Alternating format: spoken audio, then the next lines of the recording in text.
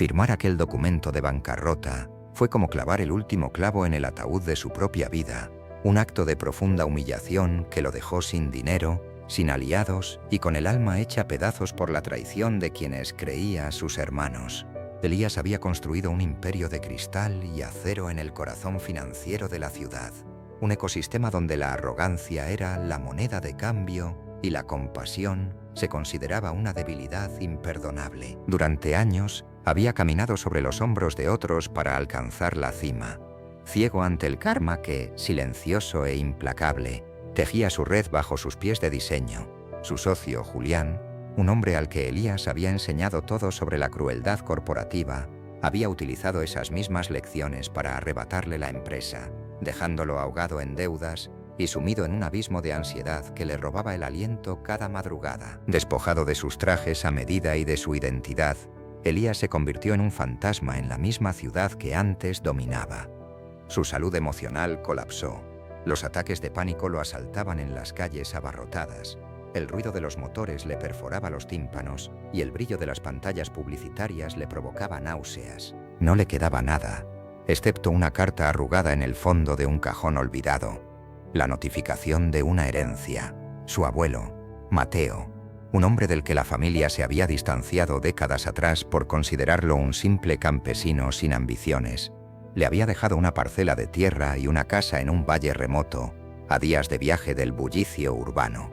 El viaje hacia el pueblo de San Lorenzo fue un descenso a los infiernos para el ego de Elías. Acostumbrado a los vuelos en primera clase y a los vehículos con chofer, tuvo que soportar autobuses destartalados que rebotaban por caminos de tierra llenos de cráteres.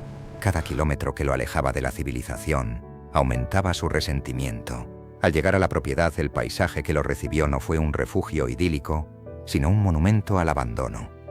La granja era un esqueleto de madera podrida y techos hundidos, rodeada por un mar de maleza salvaje que había devorado los caminos y asfixiado cualquier rastro de orden.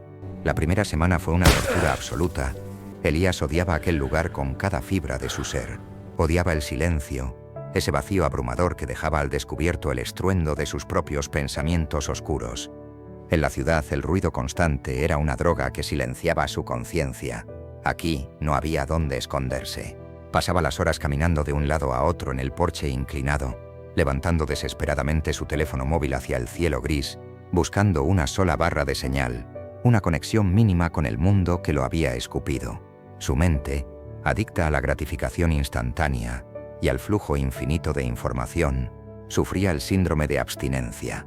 La falta de tecnología lo hacía sentir inútil, como si hubiera dejado de existir simplemente porque no podía proyectar su imagen en una pantalla. Las noches eran peores. La oscuridad en el campo no era como la penumbra artificial de la ciudad. Era una negrura espesa, pesada, habitada por crujidos y susurros del viento que lo llenaban de un terror primario. Se alimentaba de latas de conserva frías y dormía sobre un colchón que olía a humedad y a derrota. Culpaba al universo por su desgracia. Creía firmemente que era víctima de una injusticia cósmica, negándose a aceptar que su propia soberbia y su desprecio por los demás habían sembrado las semillas de su caída. Elías se aferraba a su amargura como a un salvavidas, despreciando la tierra que pisaba y maldiciendo la memoria de su abuelo Mateo por dejarle un basurero en lugar de un rescate financiero. El punto de inflexión llegó en medio de una tormenta feroz. Las nubes se agruparon sobre el valle como un ejército oscuro, y el cielo desató una lluvia torrencial que amenazaba con arrancar los últimos cimientos de la casa en ruinas. El viento aullaba colándose por las grietas, y el agua comenzó a inundar la única habitación donde Elías se refugiaba. En un ataque de ira y desesperación, comenzó a arrojar los muebles rotos contra las paredes, gritando hasta desgarrarse la garganta, maldiciendo a Julián, maldiciendo al banco, maldiciendo a la lluvia. En su frenesí destructivo, tropezó con un viejo baúl de madera que había permanecido oculto bajo una lona enmohecida. El golpe rompió la cerradura oxidada, derramando su contenido sobre el suelo mojado. Entre herramientas oxidadas y ropas apolilladas, cayeron varios cuadernos envueltos en cuero y un fajo de cartas atadas con un cordel. Exhausto, temblando de frío y con el corazón latiendo desbocado, Elías se dejó caer al suelo y tomó uno de los cuadernos. La letra, temblorosa pero firme, pertenecía a Mateo. A la luz temblorosa de una vela, Elías comenzó a leer. Los textos no eran diarios de cosecha, sino confesiones íntimas de un hombre que había amado a su familia por encima de su propio bienestar. A través de las páginas, Elías descubrió la verdad sobre la historia de su familia, una verdad que había sido enterrada bajo décadas de orgullo y mentiras. Su padre, el exitoso arquitecto del que Elías había heredado su ambición, no se había hecho a sí mismo como siempre presumía.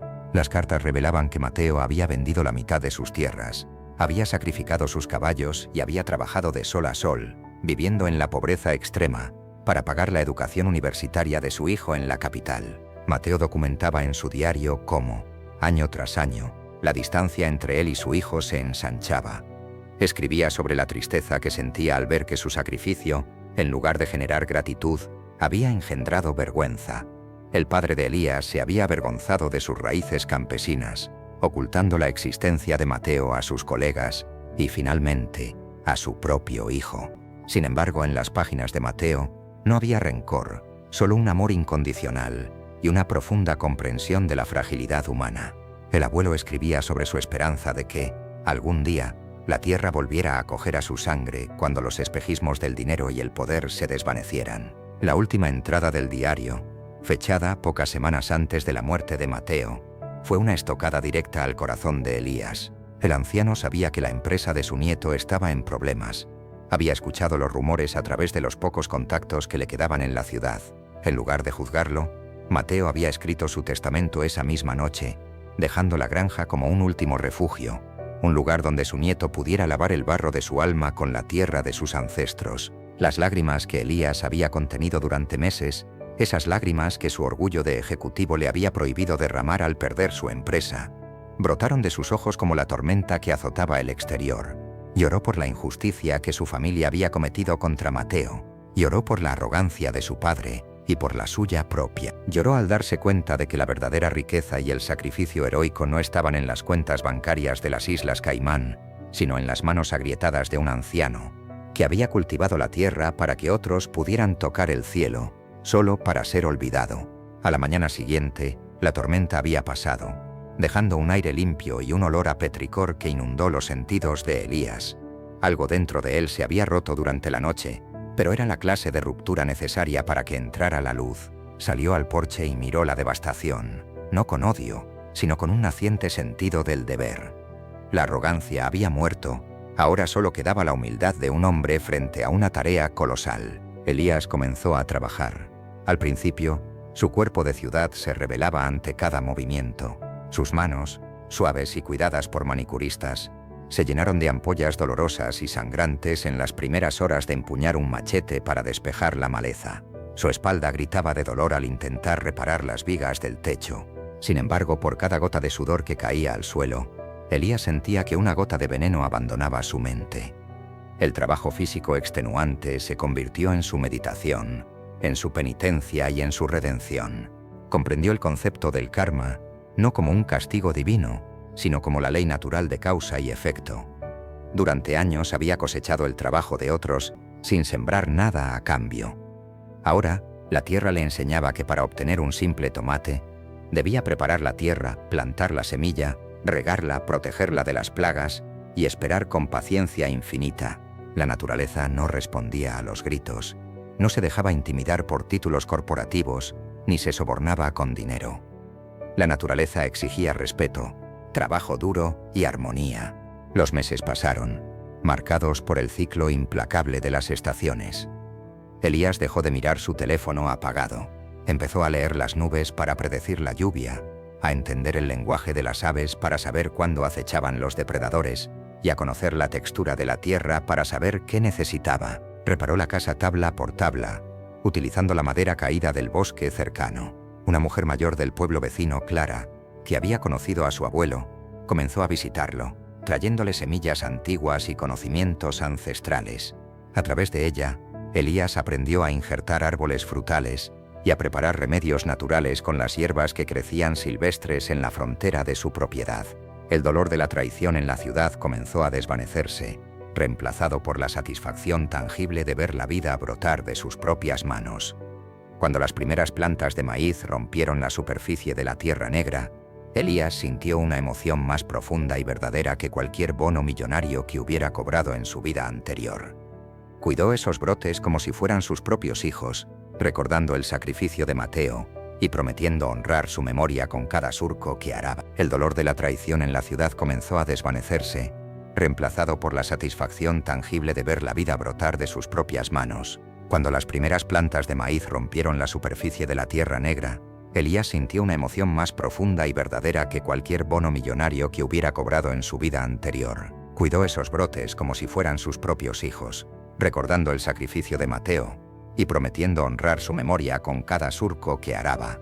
Su rostro, antes marcado por un ceño fruncido de preocupación perpetua, ahora mostraba líneas de expresión alrededor de los ojos, producto de entrecerrarlos para mirar los atardeceres y de sonreír ante el vuelo torpe de las mariposas sobre sus flores recién plantadas. Un día, un vehículo de lujo apareció levantando polvo por el camino de tierra que conducía a la granja. Del interior salió un abogado impecablemente vestido, enviado por los liquidadores de su antigua empresa. El hombre traía documentos y noticias de que, debido a un error legal, Elías podía recuperar una pequeña fracción de su fortuna, lo suficiente para volver a la ciudad y empezar un pequeño negocio. El abogado miró a Elías con una mezcla de lástima y horror, viendo a un hombre con las botas manchadas de lodo y una camisa desgastada, rodeado de gallinas. Elías tomó los papeles en sus manos encallecidas. Miró los números, las firmas, los sellos oficiales que antes dictaban su valor como ser humano. Luego miró a su alrededor, la casa restaurada y pintada de blanco, el huerto vibrante lleno de vegetales maduros, los árboles frutales pesados con su carga y el vasto cielo azul que se extendía sin obstáculos sobre su cabeza. El silencio del valle, que al principio le había parecido un enemigo aterrador, ahora era una sinfonía reconfortante de hojas meciéndose y agua fluyendo en el arroyo cercano. El abogado se marchó, y el polvo del camino se asentó lentamente, dejando a Elías de nuevo en su paraíso recuperado. Caminó hacia el centro de su campo, se arrodilló y hundió las manos en la tierra oscura y húmeda.